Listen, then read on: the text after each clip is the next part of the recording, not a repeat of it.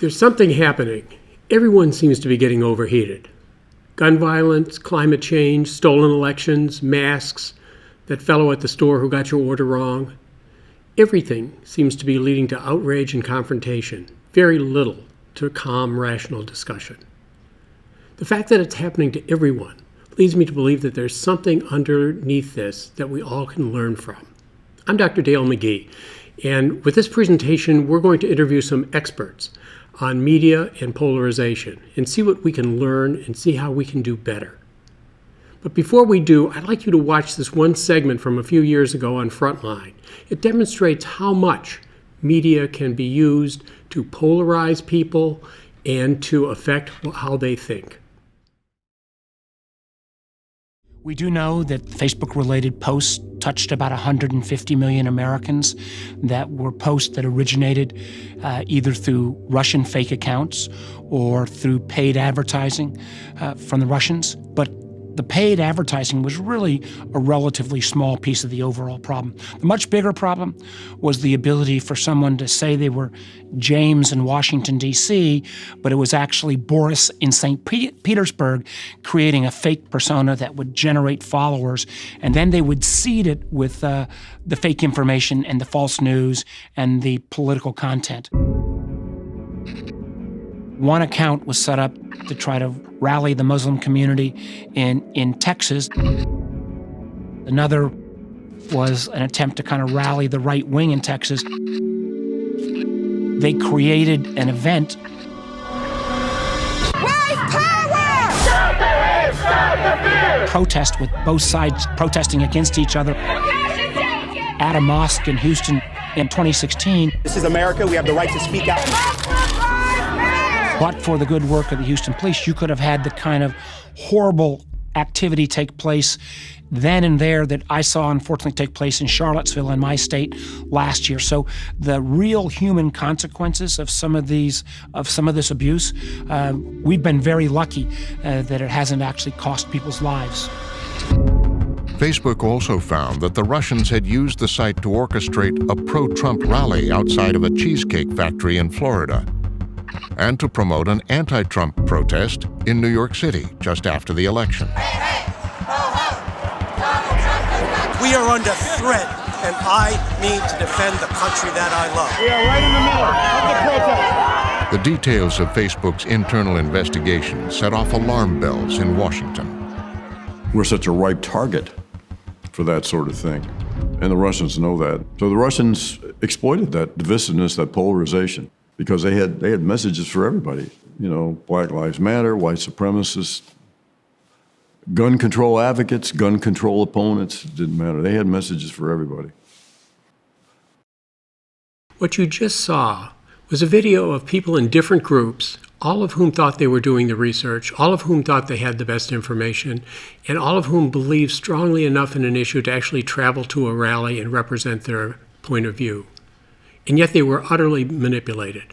What we saw emphasized a lot the fact that the Russians were behind several of these things. But really what we're going to talk about during these sessions is not about the Russians at all. It's about social media and how it works on a good day. There is power to be gained by filtering the information that we get. There's power to be gained by finding our buttons and pressing them. And we need to know who we can trust, what information is good, and how we can seek better sources of information and make judgments that are better, and also leave ourselves less susceptible to the manipulations that are occurring on a routine day with social media. To do this, we are going to work with some experts in the field, and they are from the Mass Media Literacy Group. This is a group that focuses on educating people regarding using mass media, and they're the ones who are going to help us today. Dr. Allison Butler is an instructor at UMass Amherst in communications, and Dr. Nolan Higdon is an instructor at the University of California and also author of books on this topic as well. Welcome, Allison and Nolan.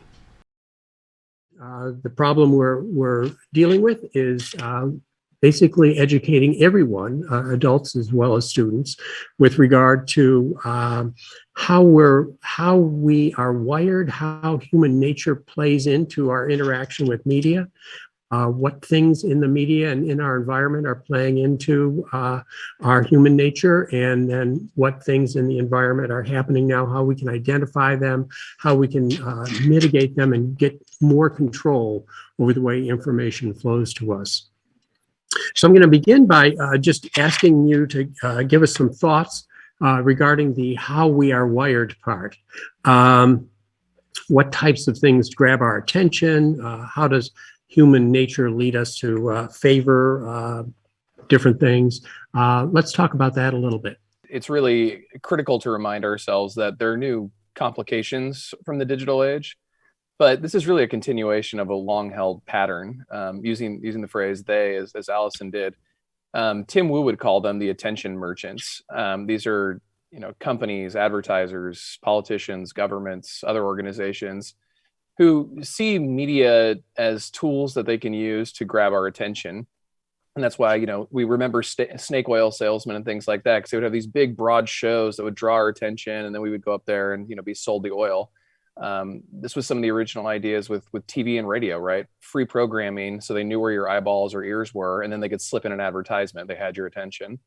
And social media in that respect is not really different. They do use tools from like the gambling industry.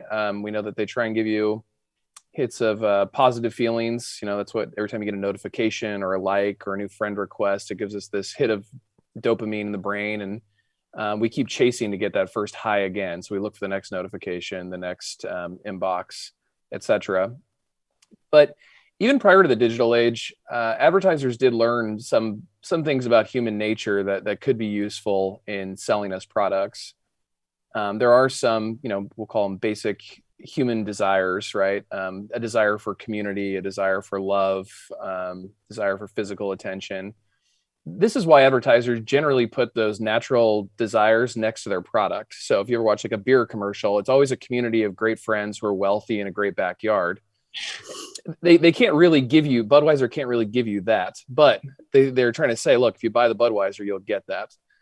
This is why there's always the beautiful person on top of the car or something like that, right? We want that beautiful person. We want their attention. We want them in our lives. So we think if we get the car, we'll get it. We make that association. So there's been a long tradition of that. And a famous thing in the advertising industry is, half of the money I spend on advertising is wasted. Unfortunately, I don't know what half it is. Mm-hmm. The digital era tried to change that, right? By collecting data, by having us on our screen constantly and constantly drawing our attention to our screen. As Allison pointed out, they're constantly gaining information on us that they hope they can use and analyze. That's what algorithms do. They analyze data.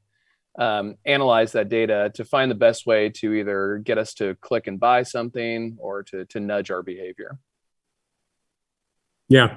So, some of this nudging, I think, occurs from the point of view of getting back to the human nature piece of this, the idea of perceiving threat. So a survival mechanism way before any media was the idea that if something in the environment is threatening you, you should pay attention to it very quickly. And so in so much as we are wired to look for threats in the environment and preferentially focus in that direction, then if something is presented to us as a threat, then it gets our attention a little bit more. Would you say that is fair? I would say that I think the idea of a perceived threat or a potential threat is definitely going to get our attention. I think one of the things, and I don't mean to belittle threat or minimize threat by any stretch of the imagination, but I think one thing that happens in our news and information environment is that threat is presented as unfolding every minute of the day. And I think if we look more closely, whatever the threat might be, might not actually be unfolding every minute of the day. It might be a really horrific series of minutes or hours, no doubt. Certainly as we look at COVID, we're seeing it spread out over time.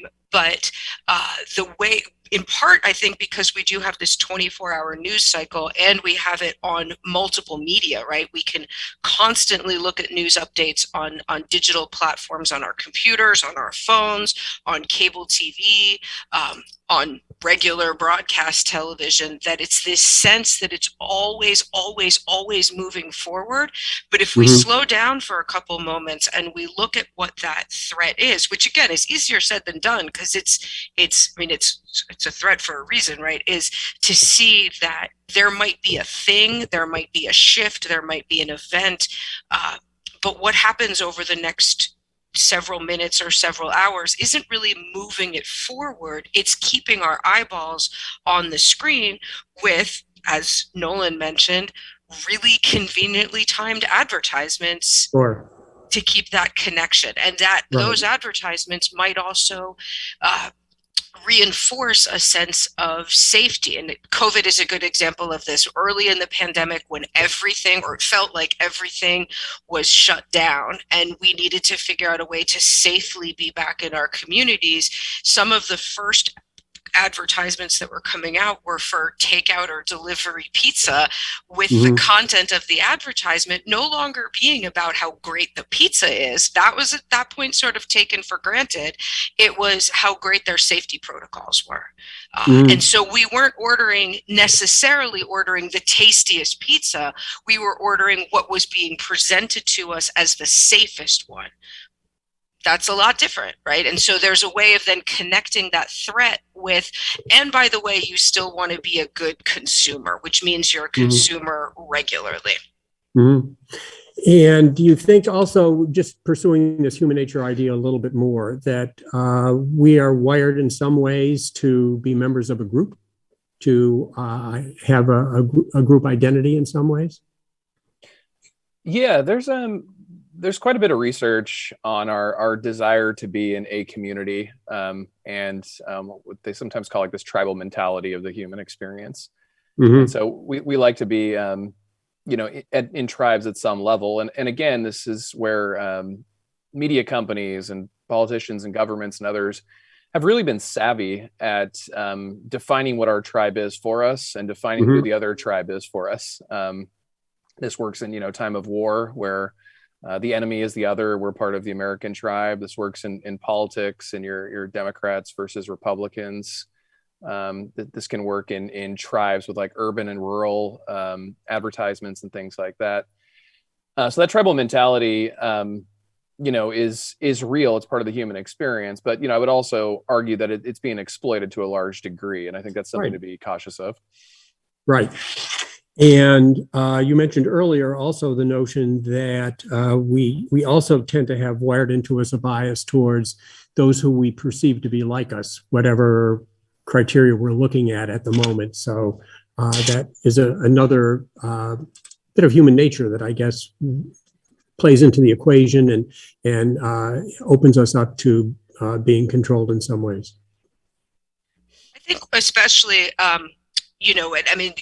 this idea of sort of being a part of a community is, I think we know that that's incredibly important. And certainly some of the sociological research that's coming out of the COVID pandemic is that loss of community, or that sense of isolation when we're staying home and when we're quarantining or when we're in lockdown, that lack of human contact, which I think just sort of reinforces that idea of finding community and connection where we can. And then there are sort of these caveats to it. And it's never, it's never a one-way street. It's never just us looking for community.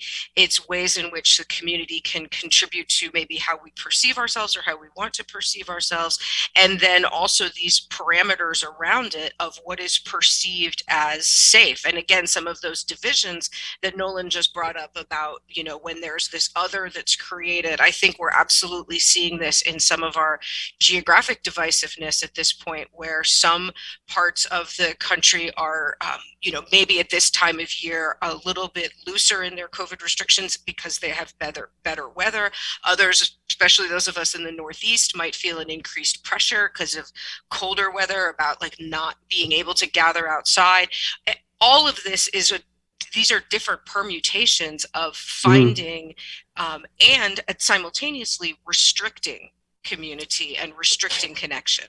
So just pursuing another thought here, and that is, if we tend to be gravitating towards those who are like us. If there's a tendency to join groups to, in some ways, identify threats in the environment and gather in ways that we can seek safety or seek power, these are things that are kind of operating in the background. They're primitive instincts in many ways, and if we become aware of them, if we get them a little more under control, we may be able to better function and be less likely to be manipulated. In addition to joining groups, gravitating towards people who are like us, avoiding threats, how do groups affect our behavior? We have certain ways in which we treat others, in which we interact with other individuals and the like. When we are a member of a group, what happens to us then? It's a great question. I want to add, one thing about the primitive nature of groups that you brought up. I think is important here. Part of that survival mechanism is being convinced that the other groups are actually a threat to you or your way of life. And this is where I think the exploitation by media and governments comes into effect, because it's not like you're a part of the, Democrat West Coast and they're a part of the Republican Midwest and you're just differ on policy. It's now become where the discourses are that these people are a threat to your way of life. And that's been amplified for the last 3 decades. So it's not just that we see differences and recognize them, and it's that these differences are really amplified with fear, and then we grow to not like one another. And I'm sorry, I forgot the other second part of your question was. So we were dealing with the fact that the groups can affect our behavior. So the behavior that may be we are used to on a one-to-one basis. When we become a member of a group, we're not basically using the same part of our brain. We are functioning as a member of the group in some ways, and that can distort how we behave. Correct. Yeah. So some of the research says that when you're in this sort of tribal mentality, like we've mentioned, this primitive instinct kicks in where you fear the other tribe. But there's also been some interesting research on anger, and there's a great book called Angrynomics that was just released last year. And they talk about how actually when we get into these tribal mentalities and we're very divided, within the tribes, we're actually more, we express more anger and frustration with other people in the tribe for not being more dedicated to the tribe. So a lot of our anger is actually from within. We want to see more consolidation of the tribe. And we see those in the tribe who are not consolidating our power against the other as a threat. And so in that way, it is divisive all the way down. So I think in that case, it's a commentary on why lack of exposure to other ideas or other people or just the perception of others destroys community at all levels. And then if someone sort of clicks over into the rage mode, that essentially eliminates most controls regarding safety and the like. Would you comment on that at all as to how people behave once they are in a rage? I can comment on, yeah. So when people are in a rage, they act irrationally. A rage is an irrational behaviorism at some level, right? And again, this is where I think media has some responsibility by fostering false or misleading content and inundating people with it on a regular basis. This is one of the complications brought about by the internet. By inundating people with information that makes them constantly in fear, constantly angry, feeling constantly divided and oppressed. People do act in radical ways. And we've seen this, with whether it be bombing campaigns or shooting individuals and things like that. And I think it's important to remember that a lot of times these are otherwise good people who get inundated with bad information and do horrible things. I always like to cite the example of the gentleman who shot up the Pizzagate restaurant in Washington, D.C. All the media attention sort of covered on this crazy right-winger who believed that there was a Democrat pedophile ring at a pizza restaurant, and he drove up there and he shot up the restaurant and it was sort of like mocking the crazies on the right. But future, research showed that this was a 34-year-old father who had just gotten the internet in his home recently. He drove a Prius all the way up from North Carolina to the DC restaurant after months of reading on the internet that there were, children being held captive in the pizza restaurant. Assuming the story was true, which it, totally was not. There was no pedophile ring in the restaurant. But assuming it was true, this guy would be a hero, right? Here he is coming to liberate children. That's a value I think we all share. So it's not necessarily a set of values, right? But this person was misled and inundated with information and acted irrationally on it. So I think it's important to kind of keep those two ideas when we talk about rage. Yeah, that's kind of the point of our discussion today, actually. And I think the rage piece that I repeatedly think about is the fact that once somebody is in a rage, even self-preservation doesn't matter. They're in the attack mode, and their behavior is utterly focused on that. It is completely hindbrain kind of work. There's no rationality to it at all, as you say. Now, into this comes electronic media, in which we are now communicating instead of in person, in sync, so that we get immediate feedback from the person we're talking to. We may have asynchronous communication that may be in print or voice or the like. It may not be full communication as in-person communication is. How does that affect our ability to process messages? I think there's no denying that a lot of digital communication is extraordinarily convenient, if not a whole lot of other things as well. It's certainly enabled our ability to many of our abilities to continue working the past few years. I teach at UMass Amherst, and when we first went remote, I sort of kind of ruefully joked with my students that had this happened when I went to college, there's no way it would have been like a correspondence school, right?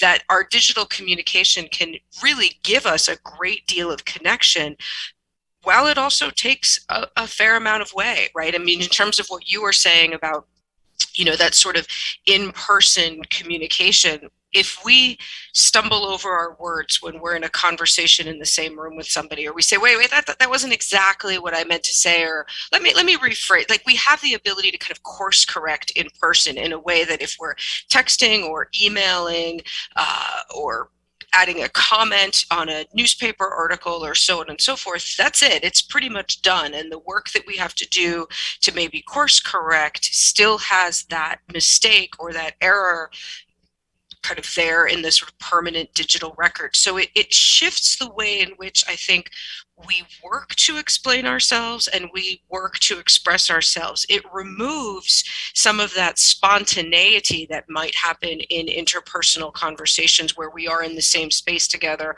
or even in a case like this where we're in a similar digital space together, operating at the same time. And that certainly can lead to increased confusion, right? It can lead to frustration. It can lead to misunderstandings that then those get perpetuated, right? I mean, those get, that gets kind of put in the digital record, as it were. It gets part of the digital footprint, and it gives us less of an opportunity to move forward. We sort of get stuck in that one spot. When I look at a black and white page filled with print, I don't see your face. I don't hear your voice. I don't feel your certainty or uncertainty.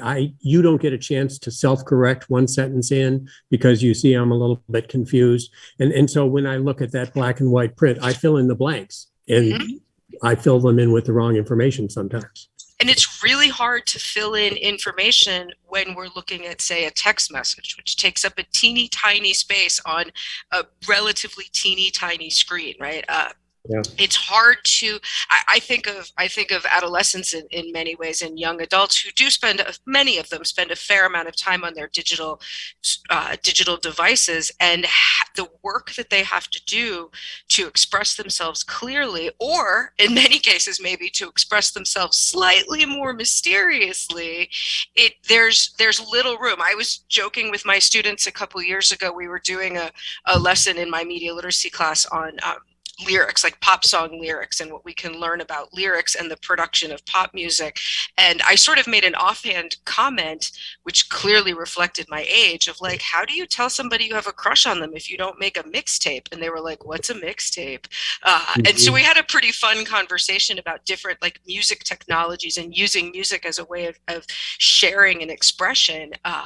And you just, it's not the same. So how do we start to, knowing that our world is increasingly digital, not exclusively, but certainly increasingly, it takes a different type of work to express ourselves, but it's a work that we don't necessarily have formal training in. The purpose of this part of the presentation was to get at our human nature, how we're wired. First, we tend to focus on threats. This provides a survival benefit, but can be very distracting in the modern era. We are drawn to being a member of a group, and we perceive safety in those who are like us. But our behavior can be affected by groups. We can behave in ways that we never would as individuals. Emotion can override reason, and rage can lead to a focus on attack that forgets even self-preservation. We are best at in-person communication, face-to-face communication. When asynchronous communication, especially just written, is used, the immediate feedback of expressions and tone are lost, and we may fill in things that are wrong.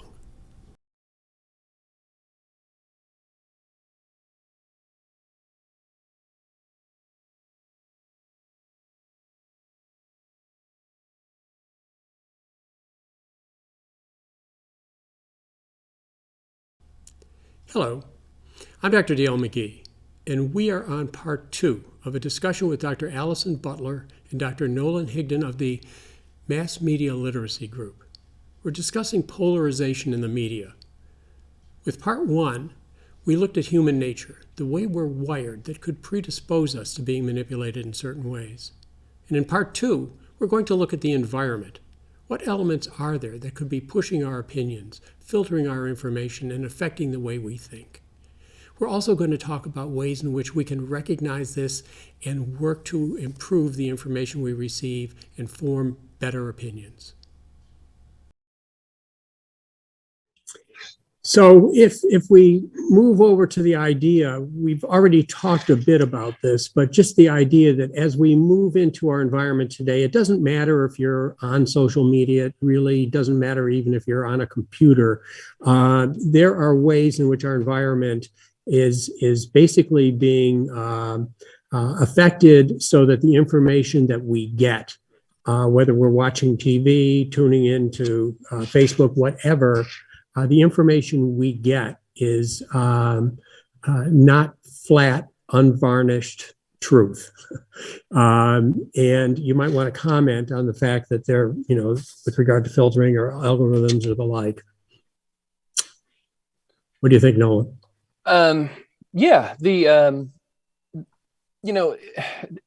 Being objective in news media has always been an aspirational goal for journalists.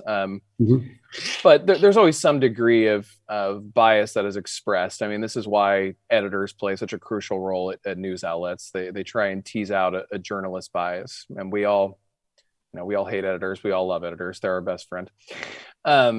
So it's always been true that there's some degree of bias. So I don't sort of buy the argument when someone just calls a news outlet bias or piece bias. To me, that's kind of a lazy way to describe it. What's more important is how that bias shapes the type of reporting that you're accessing. That's the more important question that I like to see answered. Traditionally, throughout most of U.S. history, every town had local papers. Those local papers covered local news, and then there was national media, and national media tried to get the biggest audience possible. So they tried not to alienate, left, right, or center, and try to be urban and rural, and all those things. Starting in the 1990s, we saw consolidation of media. And local media basically has disappeared in a lot of respects. There's very few local media outlets. We refer to these, a lot of places around the country, as news deserts. There's no news there.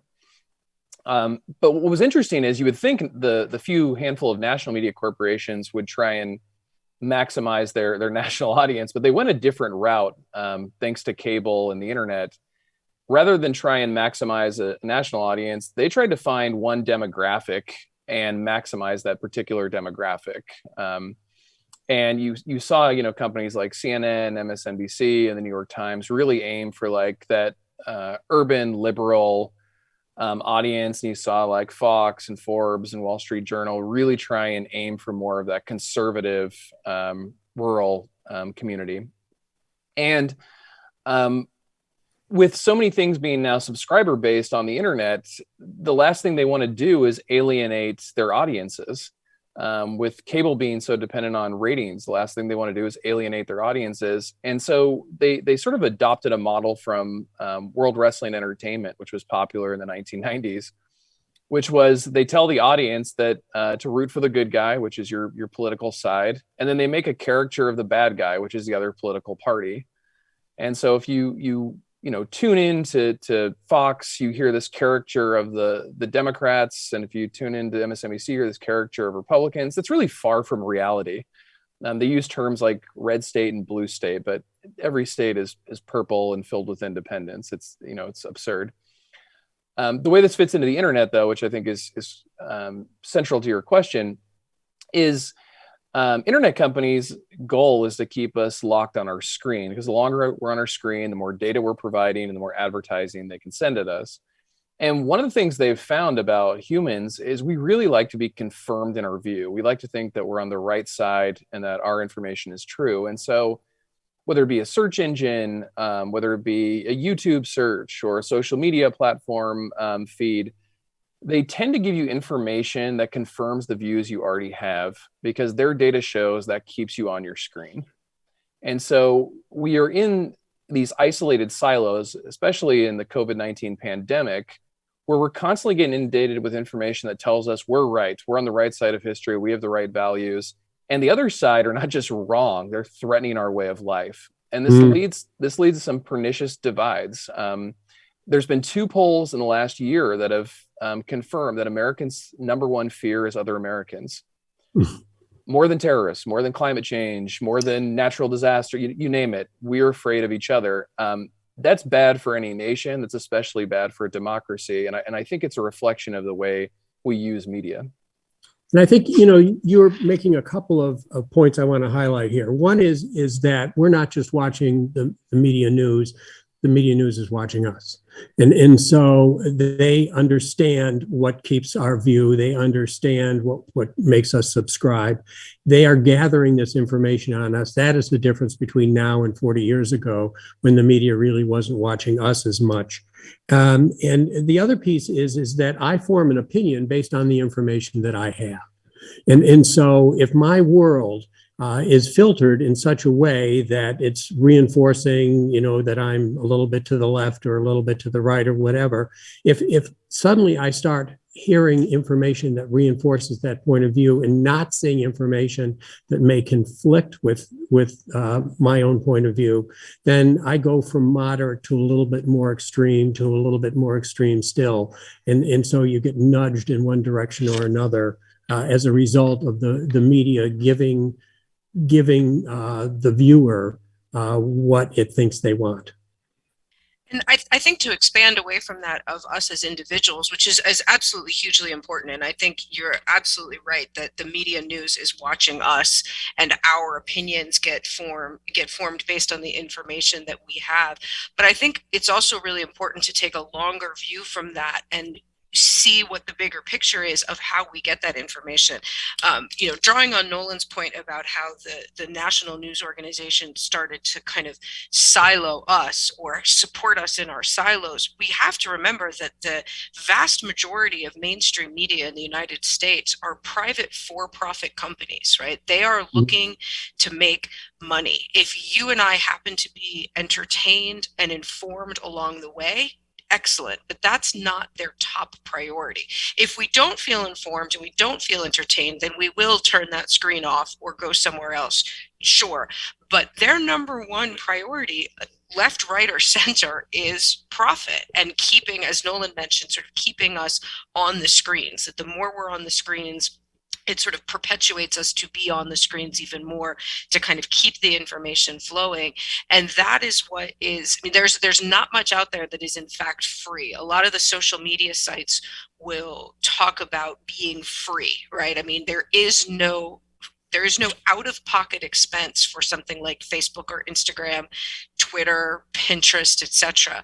However, there's a lot of advertisements on it, which means we're paying with our eyeballs, right? They've got our eyeballs and our brains and our thoughts connected to those advertisements, and the kind of constant stream of data comes with a constant stream of advertisements, and that serves their profit margin, not necessarily our information learning. Now, we talked earlier about old-fashioned TV news, the three stations or whatever, and each of them trying to appeal to a wide audience. Was that an era also in which, in some ways, the station had the news, which they provided as a service, and then the entertainment shows that they, got their money from? And so they had a brief moment of time, 30 minutes or so in the evening where they showed the news, and they tried to get many people, but they were making their money from the quiz shows and the soap operas and everything. And we have transitioned to, and there was a fairness doctrine at that time that basically said that stations needed to provide a balanced voice with regard to things. Since then, we've transitioned, however, to a 24-hour news cycle, to exclusive news stations, and the news itself has become the entertainment. I think the keywords in there is that there was a service that was provided, right? There was absolutely, in the sort of era of broadcast television and therefore broadcast news, where we had a certainly smaller number of stations, the kind of big networks, ABC, NBC, CBS, and then the addition of Fox as well. News was not intended at that time to garner a profit. It was meant to be, as you said, provided as a service. That the soap operas, the nighttime drama shows, the game shows, the comedies, the specials, the Friday movie night, those were where the profit was meant to be. And that was intended to support and absorb the news as a service. That shifted absolutely with cable news. It's absolutely shifted even more with the internet. And one thing to think about with this is that producing news is expensive, especially if you're trying to cover the nation or the globe, right? If you're looking at national news, then you're looking at putting reporters on location.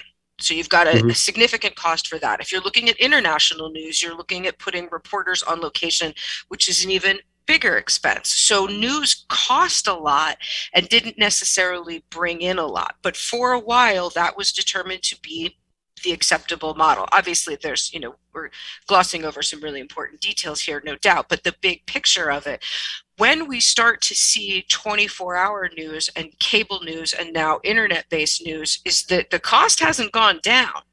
It's still pretty pricey. And one way of saving money is to actually not have reporters on site.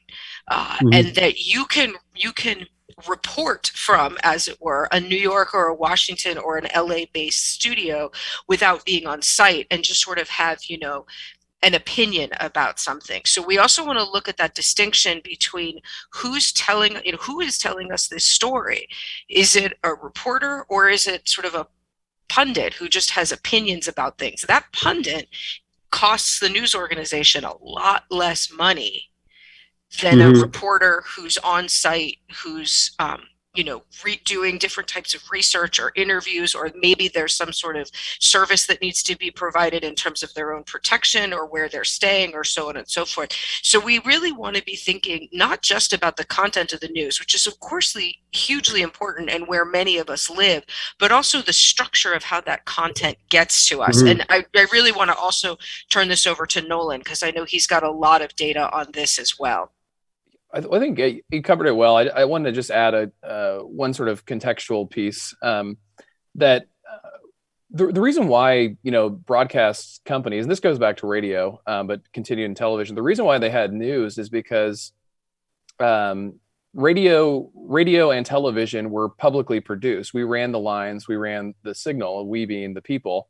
And in order for corporations to have access to broadcast, they had to prove that they were providing some public service. And Edward Bernays and others were famous for telling corporations, news is a good way to show that you're doing a public service. So news was an afterthought, but that shift that Allison talked about was that we privatized our airwaves.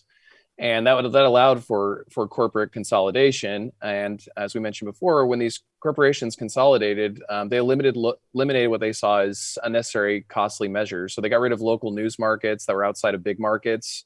They got rid of a lot of weekend reporters. They got rid of a lot of their overseas bureaus. So if something happens in a small market on a weekend, they don't cover it, typically speaking. And so this is Allison's point, that it still costs the same to cover these things, and they promise that they're a national organization, but they're really focused on a small part of the country.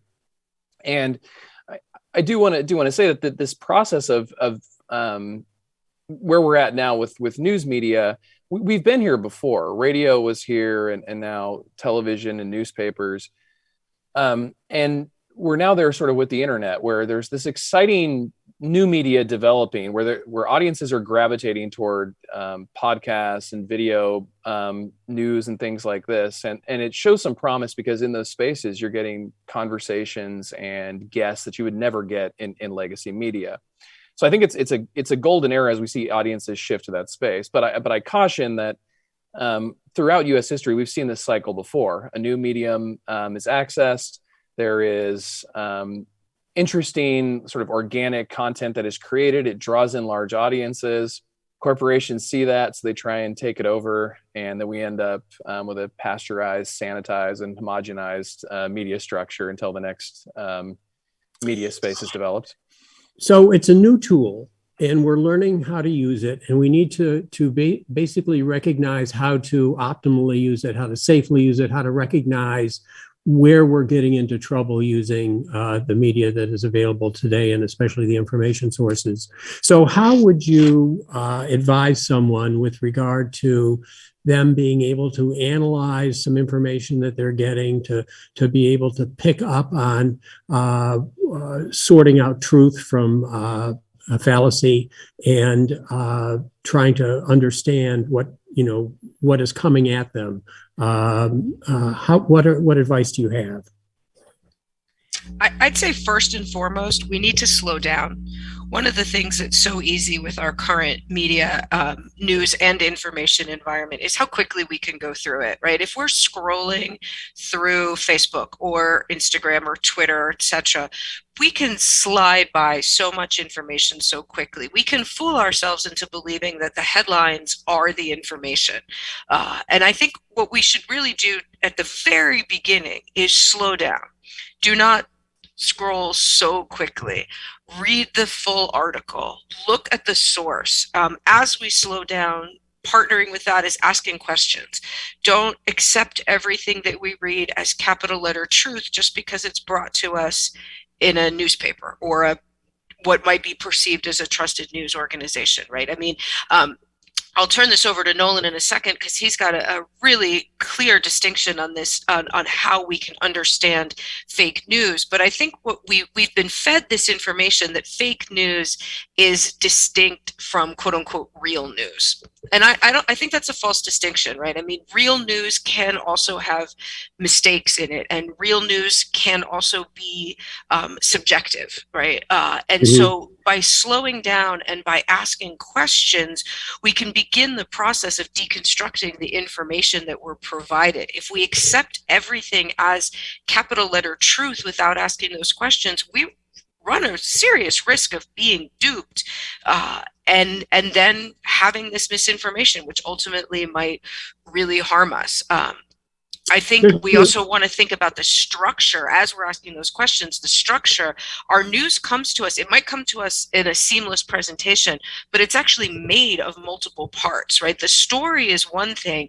The headline is written by somebody else, right? The headline isn't necessarily written by the author of the story. The headline is written as a way to truly fit into a space, and also to to capture our eyeballs. So there might be an outlandish headline that doesn't follow up with an outlandish story, but our eyeballs have been caught. So we want to slow down. We want to ask questions. We want to look at the structure and be just a little bit more conscientious, I think, about how we're making sense of our data. It sounds to me like the it's all true or it's all false is an important idea to get rid of, and that Absolutely. You're with me or you're against me. It's good or it's bad, and so teasing out the pieces, and also the other piece that you brought out was looking at who's delivering the information. Are they coming at this with a bias of some sort that right up front that they're going to gain by leading you to believe what they're saying? Nolan, what would you like to say here? Yeah, I think that's an important point. And it's not just a bias, it's also check for a conflict of interest. And that this could be the outlet itself sometimes is a conflict of interest. Perhaps it's involved in an industry that's being covered by the outlets, or it's connected to a political party. Those are conflicts of interest. Also, this is something that I noticed in a lot of my news literacy courses that people skip. Don't get fixated on the news outlet. Also look at who the journalist is. Who is this person? What conflicts of interest do they have? What's their history of reporting? Do they have a history of, getting things right or wrong?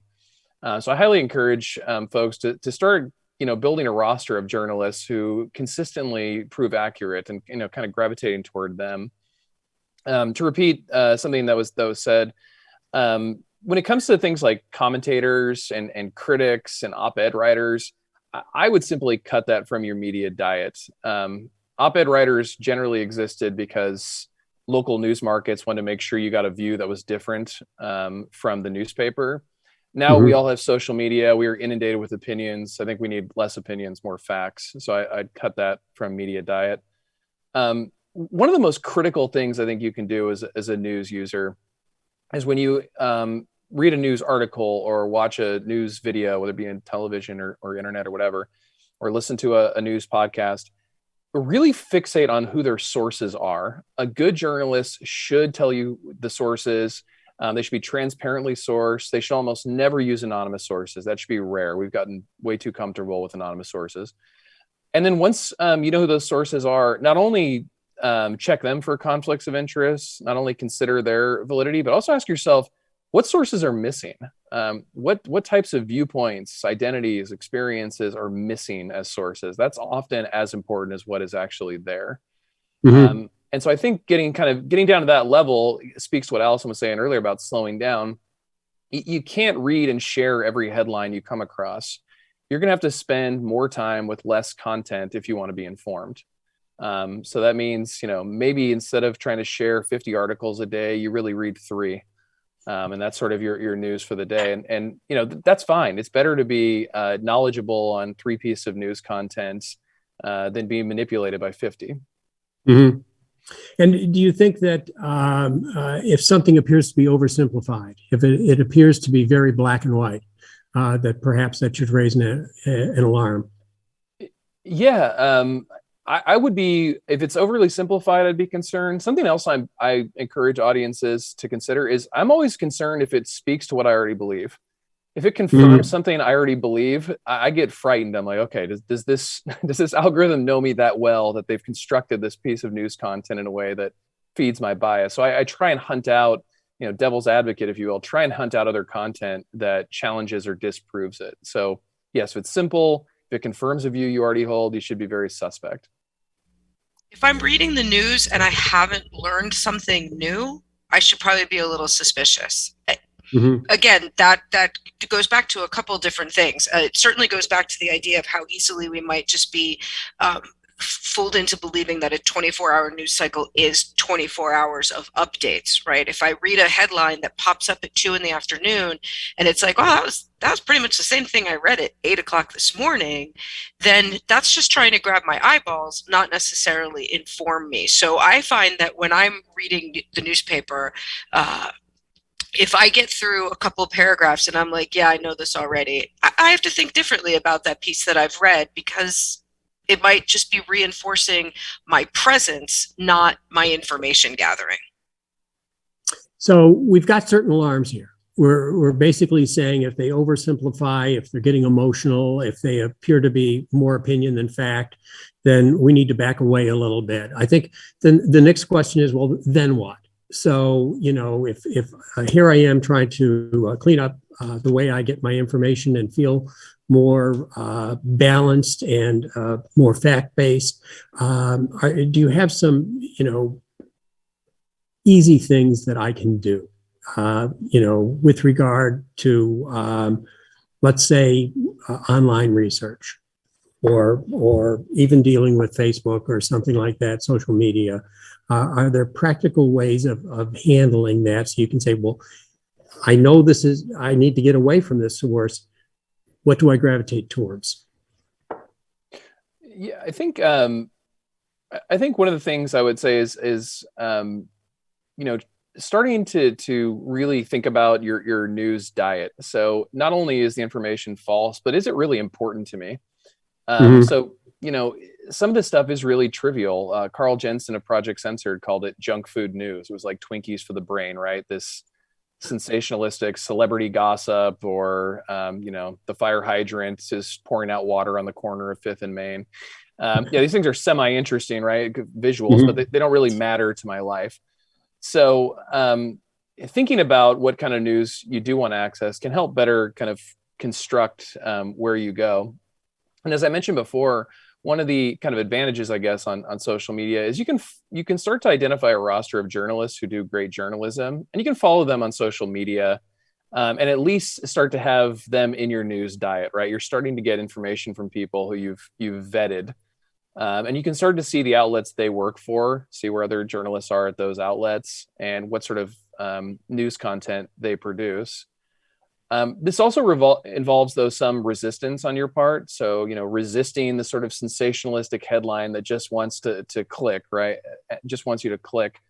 Also resisting that urge to fall into like the binary trend of creating a caricature of the other side and just reading stuff that talks poorly about the other side. One of the ways I encourage people to do this is to kind of reframe their relationship with digital tools. So take out, a piece of paper, that's that thing we used to use, and draw a line down the middle. And on one side, just list all the benefits from social media. And on the other side, list all the problems it causes, and see if you still want to keep your social media account. Another thing you can do, I encourage people to take their cell phone and turn off every permission, so that when you go to use the feature, whether it be a camera or app update, you have to turn back on those. And as a result, when you have to turn those back on, it adds 2 or 3 extra steps before you can actually use your phone. So instead of it always being accessible and always controlling you control it. We reframe that power dynamic. And, I found when I tell students this, they come back a year later and they're like, I never take pictures anymore because, it's not worth 3 clicks to take a picture of the food I'm going to eat. Instead, I just eat it. And so creating that kind of separation, I think, is important as well. Excellent. Well, this has been an excellent session. I think we've covered a lot of ground, and I really appreciate the time you spent in all that you've shared with us here. Any final bits of advice for us? I think one thing that we're thinking about in our current media environment, which we've probably been thinking about since we first started engaging with the media, is that this is a relationship.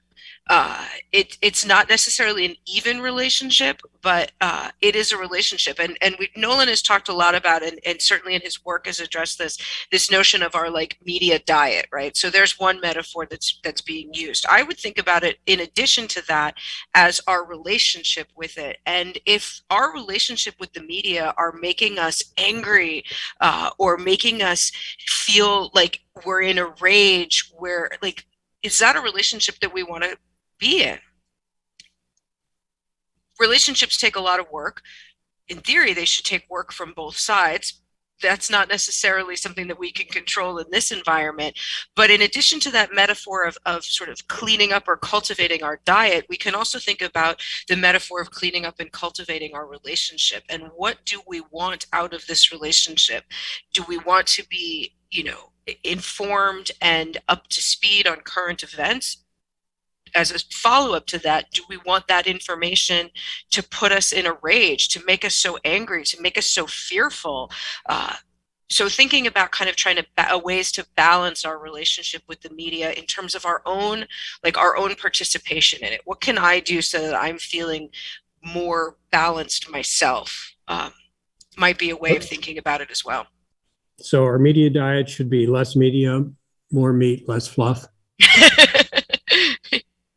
Okay. More substance, fewer Twinkies.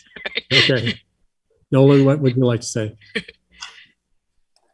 I think that about covers it. I think the relationship analogy is important. I don't know if we'll be able to make a mixtape and repair it, but something can be done. Okay. Well, Allison Butler, Nolan Higdon, thank you so much for joining us today. I really appreciate it. Thank you. Thank you. Here are some summary points on this presentation on polarization in the media. First of all, and perhaps foremost, is the fact that electronic media is watching you. The information you get is filtered, and opinions can be nudged to extremes and passions raised without a full picture and without you even being aware that this is happening. This is critical to understand. Getting control involves a number of different steps. First of all, slow down. Spend more time with fewer sources. Don't scatter around all across the internet, but rather focus, limiting your sources to ones that you found to be reliable and reputable. Avoid opinions, critics, and pundits. They are there just to get at your emotions. Look for facts about the other side, not just your point of view, and be suspicious of black and white presentations, particularly if they demonize the other side.